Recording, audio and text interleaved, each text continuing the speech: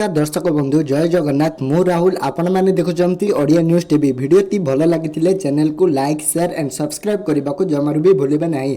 मुख्यमंत्री मोहन चरण माझी शनिवार नीति आयोग बैठक में जोगदेवा सहित विभिन्न दाबी कर राज्य में बंदर भित्तिक शिल्पांचल प्रतिष्ठा दाबी पर सहायता लड़ी भद्रक जिला धामरा और गंजाम जिलार गोपालपुर निकट में शिल्पांचल गठन करने को दाबी कर गंजाम जिलार प्राय 4301 जमी हस्तांतर केंद्र सरकार निकट में दाबी करिसेंती। मुख्यमंत्री श्री माझी अंतरराज्य अक्षय शक्ति परिवहन कॉरिडोर पर प्रस्ताव रखिंट टेलीकॉम शक्ति क्षेत्र में भित्तिभूमि दाबी करिसेंती।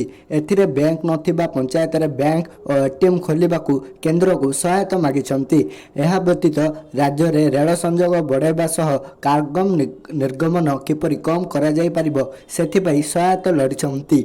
पीएम जनजामी योजना रे आदिवासी विकास शिक्षा स्वास्थ्य और जीविकार सुजोग सृष्टि करने सह 2036 सुधा विकसित ओडिशा गठन लक्ष्य दाबी होईछि।